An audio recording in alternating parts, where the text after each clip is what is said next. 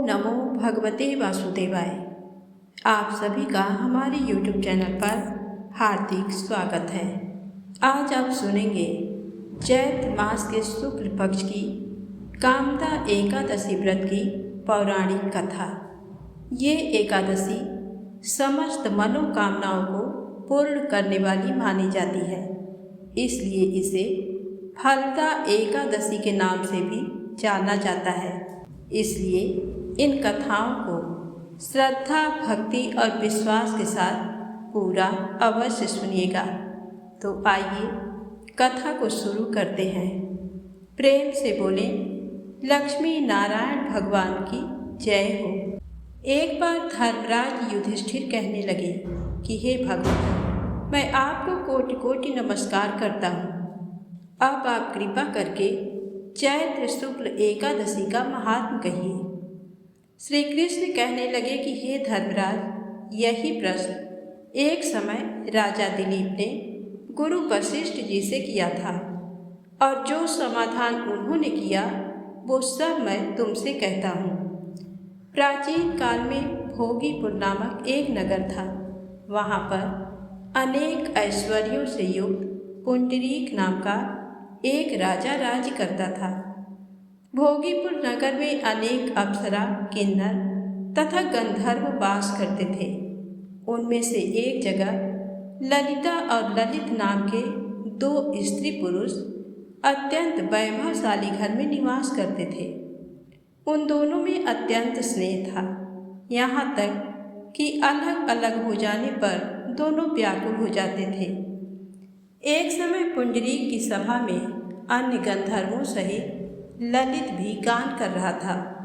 गाते गाते उसको अपनी प्रिय ललिता का ध्यान आ गया, और उसका स्वर भंग होने के कारण गाने का स्वरूप बिगड़ गया।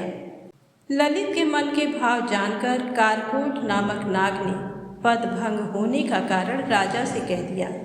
तब पुंडरीक ने क्रोधपूर्वक कहा कि तू मेरे सामने गाता हुआ अपनी स्त्री का स्मरण कर रहा है, अतः तू कच्चा मांस और मनुष्यों को खाने वाला राक्षस बनकर अपने किए कर्म का फल भोग। पुंडरीक के श्राप से ललित उसी क्षण महाकाय विशाल राक्षस हो गया।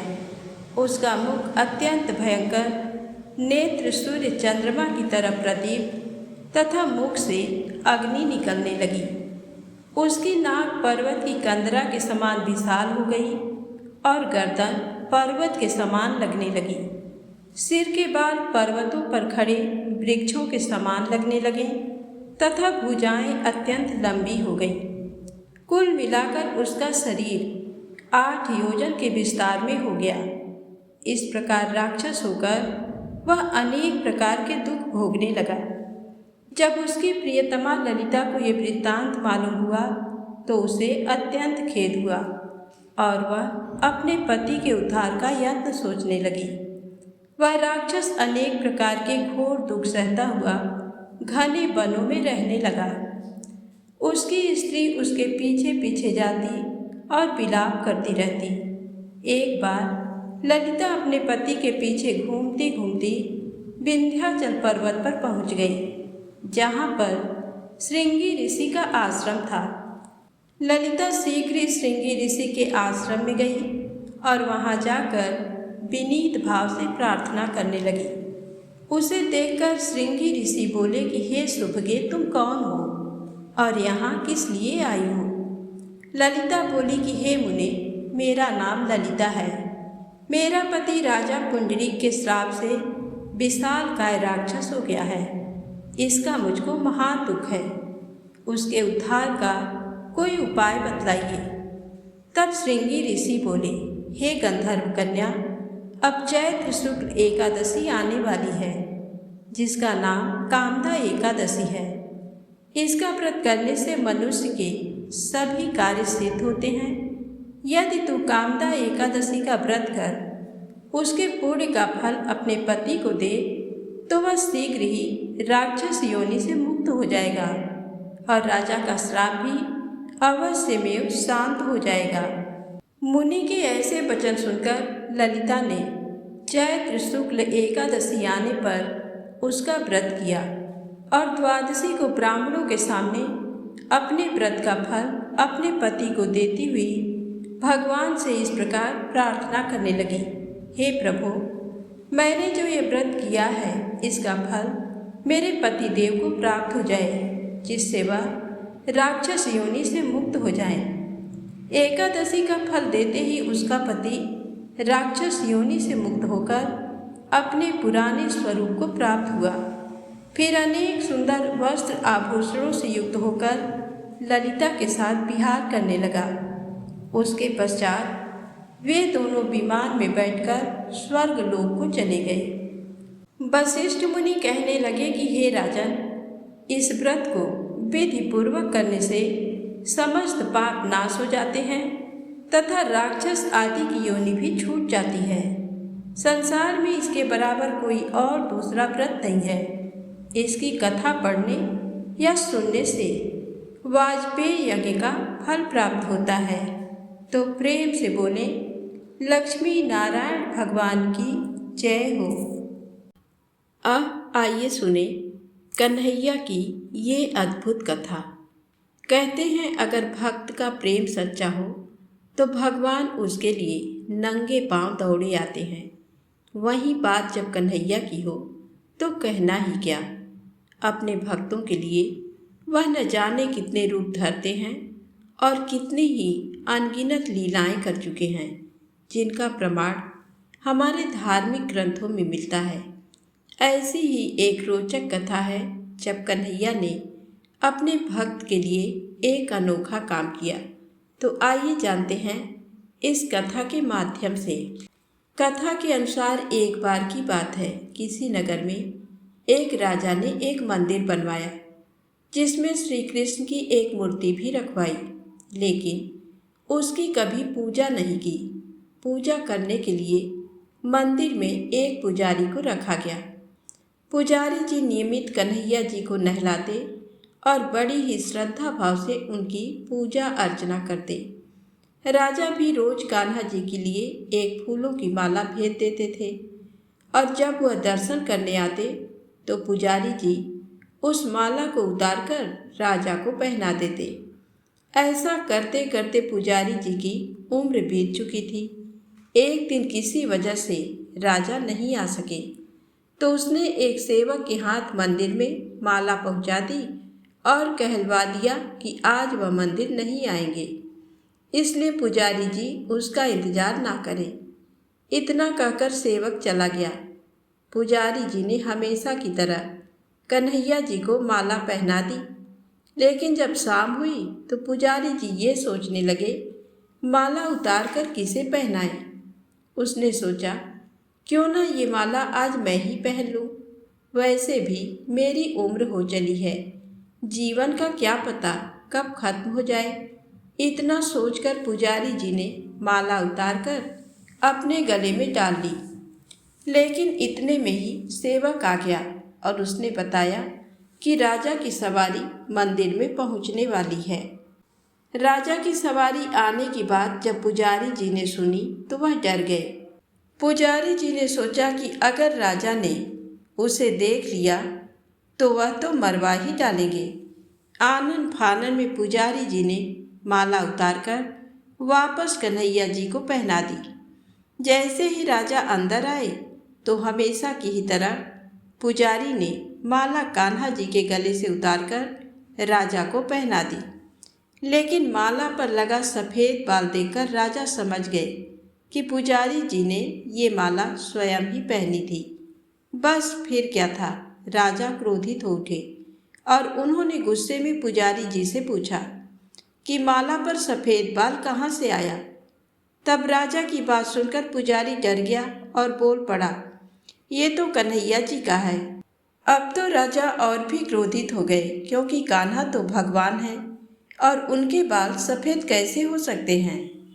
इसीलिए राजा ने फरमान सुना डाला कि कल श्रृंगार के समय राजा खुद आएंगे और देखेंगे सच में ही कान्हा जी का सफ़ेद बाल है या पुजारी झूठ बोल रहे हैं।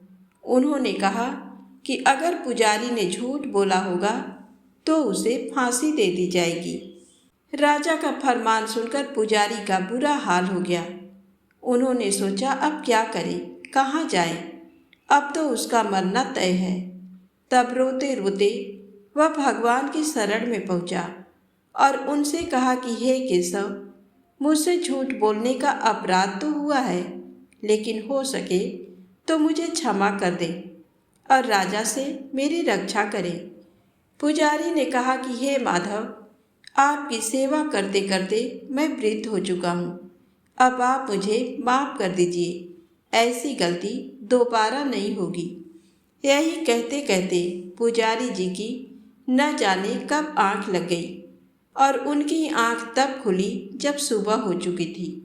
उधर सुबह होते ही राजा भी आ गए और कहने लगा, आज कान्हा जी का श्रृंगार वह खुद करेगा। ऐसा कहकर जैसे ही राजा ने कान्हा जी का मुकुट उतारा तो देखा कि श्री कृष्ण के तो सारे बाल ही सफ़ेद हैं, लेकिन राजा को फिर भी यकीन नहीं हुआ। उन्हें लगा कि फांसी के डर से पुजारी ने ही बालों को रंग दिया होगा। राजा ने सोचा कि क्यों न कन्हैया जी का एक बाल तोड़कर देखा जाए। इसके बाद राजा ने कान्हा जी का एक बाल तोड़ लिया, लेकिन जैसे ही बाल टूटा कन्हैया के सिर से खून की धारा बहने लगी। ये देखकर राजा भगवान के चरणों में गिरकर माफ़ी मांगने लगा। तभी भगवान श्री कृष्ण की मूर्ति से आवाज़ आई, हे राजन, तुमने मुझे केवल मूर्ति मात्र ही समझा, इसलिए आज से मैं तुम्हारे लिए केवल मूर्ति मात्र ही रहूँगा। लेकिन पुजारी ने सच्चे मन और पूरी श्रद्धा से मेरी भक्ति की है, इसलिए उसकी अनन्य भक्ति को देखकर मुझे अपने बाल सफ़ेद करने पड़े। कन्हैया जी ने कहा कि भक्ति में कभी भी संशय नहीं होना चाहिए और सच्चे भक्त की लाज तो मैं कभी जाने ही नहीं देता। तो प्रेम से बोले, भक्त वत्सल भगवान की जय हो। अब आइए सुने बड़ी ही सुंदर राधा रानी की सत्य कथा, बरसाने के एक संत की कथा। पुराणों में वर्णित है, यदि राधा रानी की कृपा हो जाए तो श्री हरि की कृपा शीघ्र ही हो जाती है। एक संत बरसाना में रहते थे और हर रोज सुबह उठकर यमुना जी में स्नान करके राधा जी के दर्शन करने जाया करते थे। ये नियम हर रोज का था। जब तक राधा रानी के दर्शन नहीं कर लेते थे तब तक जल भी ग्रहण नहीं करते थे। दर्शन करते करते तकरीबन उनकी उम्र 80 वर्ष की हो गई। आज सुबह उठकर रोज की तरह उठे और यमुना में स्नान किया और राधा रानी के दर्शन को चले गए। मंदिर के पट खुले और राधा रानी के दर्शन करने लगे। दर्शन करते करते संत के मन में भाव आया कि मुझे राधा रानी के दर्शन करते करते आज 80 वर्ष हो गए, लेकिन मैंने आज तक राधा रानी को कोई भी वस्त्र नहीं चढ़ाया। लोग राधा रानी के लिए कोई नारियल लाता है, कोई चुनरियाँ लाता है, कोई चूड़ी लाता है, कोई बिंदी लाता है, कोई साड़ी लाता है, कोई लहंगा चुनरियाँ लाता है, लेकिन मैंने तो आज तक कुछ भी नहीं चढ़ाया है। ये विचार संत जी के मन में आया कि जब सभी मेरी राधा रानी के लिए कुछ ना कुछ लाते हैं तो मैं भी अपनी राधा रानी के लिए कुछ ना कुछ लेकर जरूर आऊँगा, लेकिन क्या लाऊं जिससे मेरी राधा रानी खुश हो जाए। तो संत जी ये सोचकर अपनी कुटिया में आ गए। सारी रात सोचते सोचते सुबह हो गई। उठे, उठकर स्नान किया और आज अपनी कुटिया में ही राधा रानी के दर्शन पूजन किए। दर्शन के बाद बाजार में जाकर सबसे सुंदर वाला लहंगा चुनरिया का कपड़ा लाए और अपनी कुटिया में आ करके अपने ही हाथों से लहंगा चुनरिया को सीला और सुंदर से सुंदर उस लहंगा चुनरिया में गोटा लगाए। जब पूरी तरह से लहंगा चुनरिया को तैयार कर लिया तो मन में सोचा कि इस लहंगा चुनरिया को अपनी राधा रानी को पहनाऊंगा तो बहुत ही सुंदर मेरी राधा रानी लगेंगी। ये सोच करके आज संत जी उस लहंगा चुनरिया को लेकर राधा रानी के मंदिर को चले। मंदिर की सीढ़ियाँ चढ़ने लगे और अपने मन में सोच रहे हैं, आज मेरे हाथों के बनाए हुए लहंगा चुनरिया राधा रानी को पहनाऊंगा तो मेरी लाडली खूब सुंदर लगेंगी। ये सोचते हुए जा रहे हैं। इतने में एक बरसाना की लड़की आई और बाबा से कहती है, बाबा आज बहुत ही खुश हो, क्या बात है बाबा बताओ ना। तो बाबा ने कहा कि लाली आज मैं बहुत खुश हूँ। आज मैं अपने हाथों से राधा रानी के लिए लहंगा चुनरिया बनाया है। इस लहंगा चुनरिया को राधा रानी जी को पहनाऊंगा और मेरी राधा रानी बहुत सुंदर दिखेंगी। उस लाली ने कहा, बाबा मुझे भी दिखाओ ना, आपने लहंगा चुनरिया कैसी बनाई है। लहंगा चुनरिया को देखकर वो लड़की बोली, अरे बाबा राधा रानी के पास तो बहुत सारी पोशाक हैं, तो ये मुझे दे दो ना। तो महात्मा बोले कि बेटी तुमको मैं दूसरी बाजार से सिलवा दूंगा, ये तो मैं अपने हाथ से बनाकर राधा रानी के लिए लेकर जा रहा हूँ, तुमको और कोई दूसरा दिलवा दूंगा। लेकिन उस छोटी सी बालिका ने उस महात्मा का दुपट्टा पकड़ लिया, बाबा ये मुझे दे दो। पर संत भी जिद करने लगे कि दूसरी दिलवाऊंगा, ये नहीं दूंगा। लेकिन वो बच्ची भी इतनी तेज थी कि संत के हाथ से छुड़ा लहंगा चुनरिया को छीनकर भाग गई। अब तो बाबा को बहुत ही दुख लगा कि मैंने आज तक राधा रानी को कुछ नहीं चढ़ाया, लेकिन जब लेकर आया तो लाली लेकर भाग गई। मेरा तो जीवन ही खराब है, अब क्या करूँगा। ये सोचकर संत उसी सीढ़ियों में बैठ कर के रोने लगे। इतने में कुछ संत वहाँ आए और पूछा, क्या बात है बाबा, आप क्यों रो रहे हैं।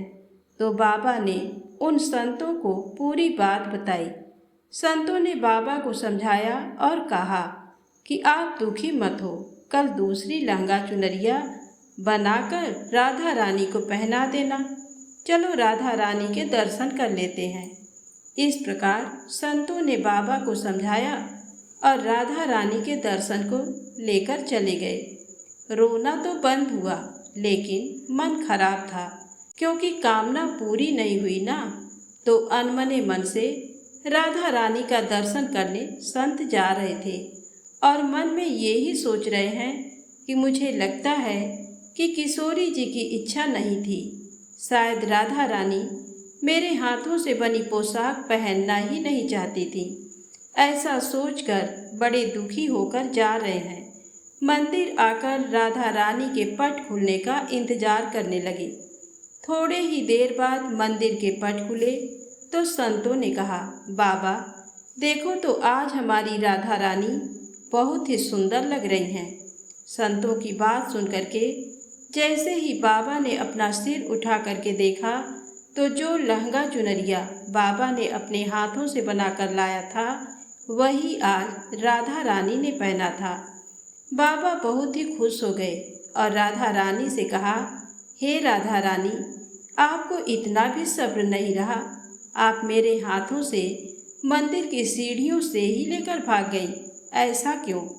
सर्वेश्वरी श्री राधा रानी ने कहा कि बाबा आपके भाव को देखकर मुझसे रहा नहीं गया, और ये केवल पोशाक नहीं है, इसमें आपका प्रेम है, इसलिए तो मैं खुद ही आकर के आपसे लहंगा चुनरिया छीनकर भाग गई थी। इतना सुनकर के बाबा भाव विभोर हो गए और बाबा ने उसी समय किशोरी जी का धन्यवाद किया तो प्रेम से बोले, राधे सरकार की जय हो। अब आइए सुनते हैं मनोकामना पूर्ति करने वाली एकादशी माता की पौराणिक कथा।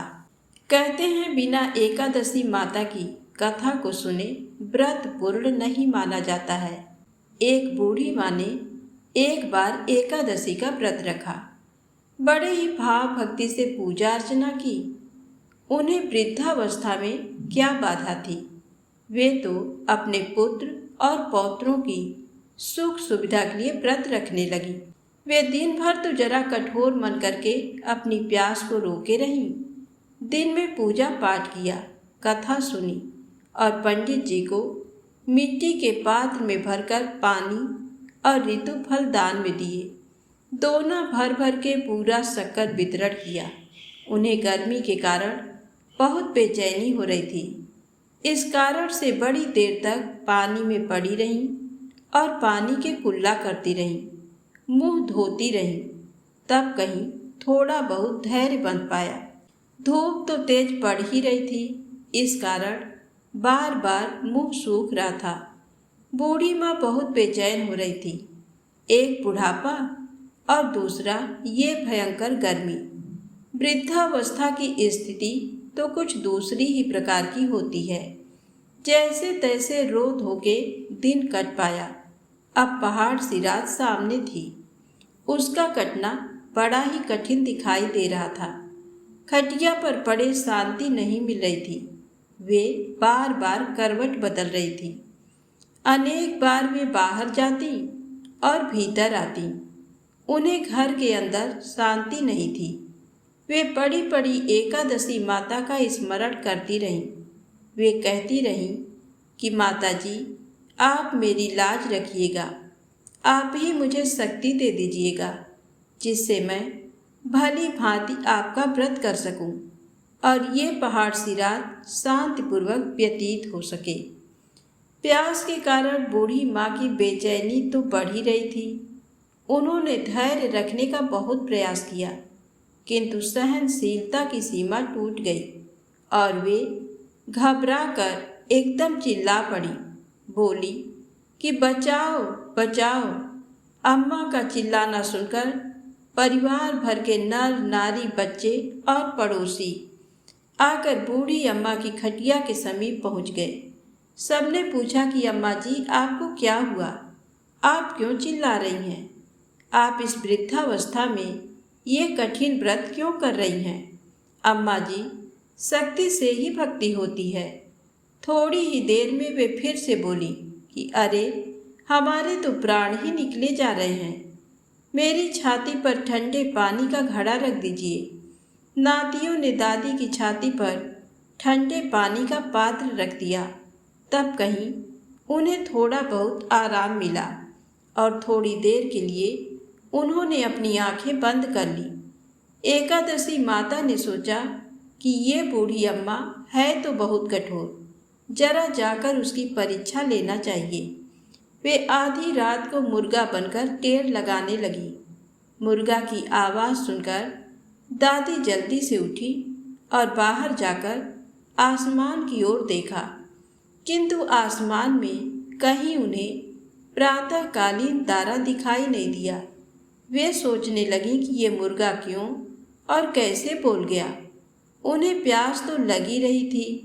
थोड़ा बहुत उनका मन भी विचलित होने लगा था, किंतु अंत में उन्होंने दृढ़ निश्चय किया कि मैं अब व्रत को पूर्ण करके ही छोड़ूंगी, चाहे भले ही मेरे प्राण निकल जाए। ये सोचकर फिर वे खटिया पर शिथिल होकर लेट गईं। थोड़ी ही देर में एकादशी माता ने उनकी फिर से परीक्षा लेनी चाहिए। एक छोटी सी बालिका एक गिलास में शरबत लेकर उनके सिरहाने खड़ी हो गई और जोर से बोली कि दादी जी, सवेरा हो गया है, आप हाथ मुंह धोकर शरबत पी लीजिए। पहले तो शरबत का गिलास देकर उनका मन विचलित हुआ, किंतु अचानक व्रत का स्मरण हो आया और उन्होंने सोचा कि मैं किसी भी प्रकार से अभी शरबत नहीं पी सकती हूँ, और वे शांतिपूर्वक अपनी खटिया पर लेट गईं। फिर थोड़ी ही देर में उन्हें ऐसा लगा जैसे किसी ने उन्हें पानी के कुएं में पटक दिया हो। वे बड़ी देर तक उस कुएं में हाथ पांव चलाती रहीं, किंतु उन्होंने अपने मुंह में पानी की एक बूंद भी नहीं जाने दी और वे दृढ़तापूर्वक अपना व्रत पालती रहीं।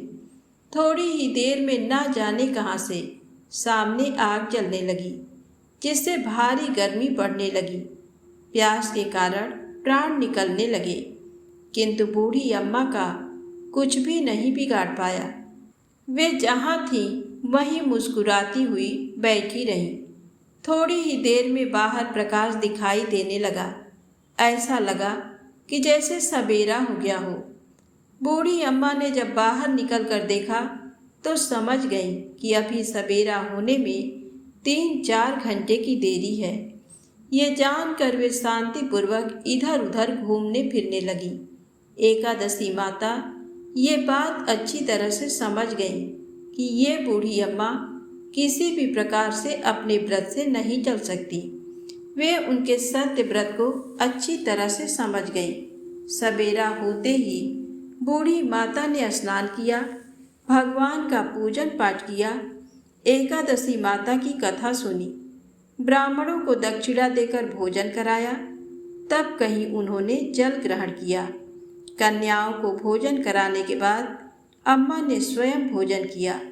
उस श्रेष्ठ व्रत के प्रताप से बूढ़ी अम्मा की आयु में वृद्धि हो गई। उनका घर परिवार हरा भरा हो गया। घर में अब उनके कोई अभाव नहीं रहा। वे हर तरह के सुख साधनों से संपन्न हो गई। नाती नातिनों से उनका घर भर गया और वे उसी दिन से 12 महीने की एकादशी का व्रत करने लगी। एकादशी माता के व्रत के प्रताप से इस संसार में हर प्रकार के सुख भोग कर अंत में वैकुंठ धाम को चली गई। जैसे एकादशी माता ने बूढ़ी माता और उनके परिवार को हरा भरा किया, ऐसे ही एकादशी माता हम सभी की मनोकामनाओं को पूर्ण करे। तो बोलिए श्री लक्ष्मी नारायण भगवान की जय हो। अब आइए सुनते हैं श्री राधा रानी की बड़ी ही दुर्लभ कथा। जब अपने प्यासे भक्त को पानी पिलाने आई खुद राधा रानी। इस कथा को श्रद्धा, भक्ति और विश्वास के साथ पूरा अवश्य सुनिएगा। तो प्रेम से बोलें राधा रानी की जय हो। आज से बहुत समय पहले की बात है। श्री कृष्ण की जन्मस्थली कहे जाने वाले मथुरा के पास सुरेश नाम का वृद्ध व्यक्ति रहा करता था। सुरेश श्री कृष्ण और राधा रानी के असीम भक्त थे। सुरेश कृष्ण और राधा रानी को अपने परिवार का सदस्य मानते थे। सुरेश की आस्था के चर्चे आसपास पूरे ब्रज क्षेत्र में फैला हुआ था। सुरेश बड़े ही पावन भाव से राधा और कृष्ण जी की पूजा पाठ किया करता था। उसके घर में जब भी भोजन बनता तो वह पहले राधा रानी और कृष्ण को भोग लगाया करते, बाद में खुद उसका सेवन करते। उसमें भी राधा रानी को सुरेश अपनी पुत्री मानकर उनकी पूजा पाठ किया करता था। ऐसी भक्ति को देख कुछ लोग तो उसे मानसिक रूप से अस्वस्थ भी कहने लगे थे, परंतु सुरेश को किसी भी बात से कोई फर्क नहीं पड़ता था। एक दिन सुरेश को किसी निजी कार्य हेतु पास के ही एक गांव में कई कोस में जाना था। उस समय सफ़र के लिए इतने साधनों की उपलब्धता नहीं थी, जिसके कारण सुरेश को पैदल ही जाना पड़ा। पूरे दिन वह कार्य हेतु इधर उधर घूमता रहा। शाम का समय हो चुका था। पैदल घूम घूमकर सुरेश पूर्ण रूप से थक चुका था। सुरेश को बहुत प्यास लगी हुई थी, परंतु उसे बीच मार्ग में कहीं पानी नहीं मिला। धीरे धीरे सुरेश का हाल बेहाल हो चुका था। पैदल ही पानी की खोज में सुरेश नंद गांव जा पहुंचा, जहां उसने देखा कुछ किशोरियां कुएं से पानी भर रही हैं। सुरेश ने उनके पास जाकर कहा, बेटी मैं बहुत प्यासा हूँ, क्या तुम मुझे पानी पिला सकती हो? उनमें से एक कन्या ने उत्तर दिया, जी रुकिए, मैं अभी आपको पानी पिलाती हूँ। वह कन्या कुएं से पानी खींचने लगी। तभी सुरेश ने उस कन्या से पूछा कि ये कौन सा गांव है? कन्या बोली, काका ये नंद गांव है। सुरेश ने तुरंत कहा, नहीं, मैं तुम्हारे यहाँ पानी नहीं पी सकता। कन्या ने पूछा, क्यों काका, कोई बात है क्या? सुरेश बोला, हाँ, ये तो हमारी राधा रानी का ससुराल है और बेटी के ससुराल का पानी पीना तो पाप का भागी होने योग्य है, और मैं ये पाप नहीं कर सकता। सुरेश के मुख से ये बात सुन वहाँ उपस्थित सभी किशोरियाँ सुरेश की भक्ति देख हैरत में पड़ गईं। सुरेश वहाँ से आगे निकल आया। प्यास के कारण उसे चक्कर आने लगे थे। आंखों के आगे सभी धुंधला सा होता जा रहा था। पानी की खोज में पैदल चलते चलते सुरेश नंदगांव से भी बहुत दूर निकल आया था, और एक समय ऐसा आया कि सुरेश प्यास के कारण जमीन पर गिर गया। वह बस बेहोश होने वाला था, परंतु फिर जो हुआ उसे देखने व सुनने वाला सभी हैरानी में पड़ गए। पास से ही एक छोटी कन्या दौड़ती हुई सुरेश की तरफ आई और सुरेश के पास जाकर बोली, बाबा ये लो पानी पी लो, आप बहुत प्यासे हो। सुरेश ने बालिका से कहा कि नहीं बेटा, ये नंदगांव है और मैं यहाँ का पानी नहीं पी सकता। बालिका ने उत्तर दिया कि नहीं बाबा, ये नीम गांव है, नंदगांव तो कब का निकल गया। इतना बोल बालिका ने सुरेश को पानी पिलाया। सुरेश ने बाद में उस बालिका से उसका नाम पूछा। बालिका ने बताया कि मेरा नाम राधा है, और इतना कहकर बालिका वहाँ से गायब हो गई। सुरेश आश्चर्य में था। उसने राधा रानी की जय बोलकर उन्हें धन्यवाद किया। ये बात जिसको पता चली सभी हैरानी में थे कि भक्त की भक्ति के आगे विवश होकर राधा रानी को भी बालिका के रूप में स्वयं आना ही पड़ा। तो प्रेम से बोले, बरसाने वाले राधे सरकार की जय हो। अब आइए सुने तुलसी माता की पौराणिक कथा। सांवरणी मुनि की पुत्री तुलसी अपूर्व सुंदरी थी। उनकी इच्छा थी कि उनका विवाह भगवान नारायण के साथ हो। इसके लिए उन्होंने नारायण पर्वत की घाटी में स्थित बद्री वन में घोर तपस्या की। दीर्घ काल तक तपस्या के उपरांत ब्रह्मा जी ने प्रसन्न होकर दर्शन दिया और वर मांगने को कहा। तुलसी ने कहा, सृष्टिकर्ता ब्रह्मदेव, आप अंतर्यामी हैं, सबके मन की बात जानते हैं, फिर भी मैं अपनी इच्छा बताती हूँ। मैं चाहती हूँ कि भगवान श्री नारायण मुझे पति रूप में मिले। ब्रह्मा ने कहा, तुम्हारा अभीष्ट तुम्हें अवश्य मिलेगा। अपने पूर्व जन्म में किसी अपराध के कारण तुम्हें शाप मिला है। इसी प्रकार भगवान श्री नारायण के एक पार्षद को भी दानव कुल में जन्म लेने का शाप मिला है। दानव कुल में जन्म लेने के बाद भी उसमें नारायण का अंश विद्यमान रहेगा। इसलिए इस जन्म में पूर्व जन्म के पाप के शमन के लिए संपूर्ण नारायण तो नहीं, नारायण के अंश से युक्त दानव कुल में जन्मे उस शापग्रस्त पार्षद से तुम्हारा विवाह होगा। शाप मुक्त होने पर भगवान श्री नारायण सदा सर्वदा के लिए तुम्हारे पति हो जाएंगे। तुलसी ने ब्रह्मा के इस वर को स्वीकार किया, क्योंकि मानव कुल में जन्म में कारण उसे मायावी भोग तो भोगना ही था। तुलसी बद्री वन में ही रहने लगी। नारायण का वह पार्षद दानव कुल में शंखचूड़ के नाम से पैदा हुआ था। कुछ दिनों के बाद वह भ्रमण करता हुआ बद्री वन में आया। यहाँ तुलसी को देखते ही वह उस पर मुग्ध हो गया। तुलसी के सामने उसने अपने साथ विवाह का प्रस्ताव रखा। इतने में ही वहाँ ब्रह्मा जी आ गए और तुलसी से कहा, तुलसी, शंखचूड़ को देखो, कैसा देवोपम इसका स्वरूप है। दानव कुल में जन्म लेने के बाद भी लगता है जैसे इसके शरीर में नारायण का वास हो। तुम प्रस्ताव को सहर्ष स्वीकार कर लो। तुलसी को भी लगा कि उसकी तपस्या पूर्ण हुई, उसे इच्छित फल मिला है।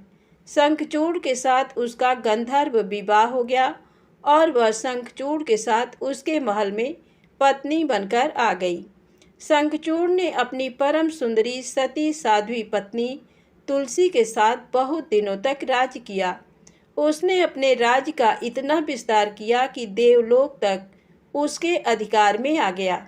स्वर्ग का सुख भोगने वाले देवताओं की दशा भिखारियों जैसे हो गई। शंखचूड़ किसी को कष्ट नहीं देता था, पर अधिकार और राज्य छिन जाने से सारे देवता मिलकर ब्रह्मा, विष्णु और शिव की सभा में गए तथा अपनी विपत्ति सुनाई। ब्रह्मा जी ने कहा, तुलसी परम साध्वी है, उसका विवाह शंखचूड़ से मैंने ही कराया था। शंखचूड़ को तब तक नहीं हराया मारा जा सकता जब तक तुलसी को न छला जाए। विष्णु ने कहा, शंखचूड़ पूर्व जन्म में मेरा पार्षद था। शाप के कारण उसे दैत्य कुल में जन्म लेना पड़ा। इस जन्म में भी मेरा अंश उसमें व्याप्त है। साथ ही तुलसी के पतिव्रत धर्म से वह अजेय है। फिर देवताओं की सहमति से भगवान शिव ने शंखचूड़ के पास संदेश भेजा कि या तो वह देवताओं का राज्य लौटा दे या फिर उनसे युद्ध करे। शंखचूड़ शंकर के पास पहुँचे। उसने कहा, देवाधिदेव, आपके लिए देवताओं का पक्ष लेना उचित नहीं है। राज्य बढ़ाना हर राजा का कर्तव्य है। मैं किसी को दुखी नहीं कर रहा हूँ। देवताओं से कहिए वे मेरी प्रजा होकर रहें। मैंने आपका भी कोई अपकार नहीं किया है। मेरा और आपका युद्ध शोभा नहीं देता। अगर आप हार गए तो बड़ी लज्जा की बात होगी। मैं हार गया तो आपकी कीर्ति बहुत अधिक नहीं बढ़ेगी। भगवान शंकर हंसे। वे तो सब रहस्य समझते थे। तुलसी और शंखचूड़ के पूर्व जन्म के शाप की अवधि लगभग पूरी हो चुकी थी। बोले, इसमें कीर्ति और लज्जा की बात नहीं। तुम देवों का राज्य लौटाकर उन्हें उनके पद पर प्रतिष्ठित होने दो। युद्ध से बचने का यही एक उपाय है। शंखचूड़ ने कहा, मैंने युद्ध के बल से देवलोक जीता है। कोई उसे युद्ध के द्वारा ही वापस ले सकता है। ये मेरा अंतिम उत्तर है। मैं जा रहा हूँ। ऐसा कहकर शंखचूड़ चला गया। उसने अपनी पत्नी तुलसी को सारी बात बताई और कहा, कर्म भोग सब काल सूत्र में बंधा है। जीवन में हर्ष, शोक, भय, सुख, दुख, मंगल, अमंगल काल के अधीन है। हम तो केवल निमित्त हैं। संभव है भगवान शिव देवों का पक्ष लेकर मुझसे युद्ध करें। तुम चिंता मत करना, तुम्हारी सती तेज मेरी रक्षा करेगा। दूसरे दिन भगवान शंकर के नेतृत्व में देवताओं ने युद्ध छेड़ दिया। शंखचूड़ ने भीषण बाणों की वर्षा कर उनका वेग रोका। उसके प्रहार से देवता डगमगाने लगे। उसने दानवी शक्ति का प्रयोग कर मायावी युद्ध आरंभ किया। युद्ध स्थल पर वह किसी को दिखाई नहीं देता था, पर उसके अस्त्र शस्त्र प्रहार कर देवों को घायल कर रहे थे। देवगण अपने अस्त्र चलाएं तो किस पर चलाएं, क्योंकि कोई शत्रु सामने था ही नहीं। कई दिनों तक इस तरह भयंकर युद्ध चला। शंखचूड़ पराजित नहीं हुआ। तब शिव ने विष्णु से कहा, विष्णु, कुछ उपाय करो। विष्णु भगवान ने सोचा, बल से तो शंखचूड़ को हराया नहीं जा सकता, इसलिए छल का सहारा लेना होगा। उन्होंने तुरंत अपना स्वरूप शंखचूड़ जैसा बनाया और अस्त्र शस्त्र से सज्जित हो तुलसी के पास आए। बोले, प्रिय, मैं युद्ध जीत गया। सारे देवता भगवान शंकर समेत हार गए। इस खुशी में आओ, मैं तुम्हें अंक से लगा लूं। पति को प्रत्यक्ष खड़ा देख तथा विजय का समाचार सुन वह दौड़कर मायावी शंखचूड़ के गले से लिपट गई। इस प्रकार पति पत्नी दोनों ने आलिंगन हो खूब खुशी मनाई। पर पुरुष के साथ इस प्रकार के व्यवहार से उसका सती तेज नष्ट हो गया। उसका सती तेज जो शंखचूड़ की कवच के रूप में रक्षा कर रहा था, वह कवच नष्ट हो गया। शंखचूड़ शक्तिहीन हो गया। ये जानते ही भगवान शंकर ने अपने त्रिशूल से प्रहार किया। त्रिशूल के लगते ही शंखचूड़ जलकर भस्म हो गया। शंखचूड़ के मरने को जानकर विष्णु अपने असली स्वरूप में आ गए। सामने अपने पति शंखचूड़ के स्थान पर भगवान विष्णु को खड़ा देख तुलसी बहुत विस्मित हुई। उसको पता लग गया कि स्वयं नारायण ने उसके साथ छल किया है। क्रोध में आकर उसने शाप दिया, एक सती स्त्री का सतीत्व भंग करने के अपराध में तुम हृदयहीन पत्थर हो जाओ। विष्णु ने तुलसी के शाप को सिरोधार्य कर कहा, देवी, तुम्हारे तथा शंखचूड़ के कल्याण के लिए मुझे ऐसा करना पड़ा। तुम दोनों को शाप मुक्त करना था। तुम भी अब शरीर त्याग कर तुलसी बिरवा के रूप में जन्म लोगी और मेरी पूजा तुलसी दल से होगी। मैं सालग्राम पत्थर बनूंगा, मेरे शीश पर तुम आदर से विराजमान होगी। तुम्हारे पति की हड्डियों के चूर्ण से शंख की उत्पत्ति होगी। उस शंख ध्वनि से देवताओं तथा मेरी पूजा आराधना होगी। जहाँ शंख ध्वनि होगी वहाँ मंगलमय मैं विराजमान रहूँगा। तुमने पूर्व जन्म में बद्री वन में मुझे पाने के लिए बड़ी तपस्या की थी। अब अगले जन्म में मैं नारायण प्रस्तर के रूप में बद्रीनाथ वन में स्थापित होऊंगा और मेरी पूजा अर्चना फल फूल से न होकर तुम्हारे तुलसी दल से होगी। मेरे शीश पर विराजमान होकर तुम मुझसे भी ऊंचा पद प्राप्त करोगी। तो प्रेम से बोले विष्णु भगवान की जय हो, तुलसी माता की जय हो।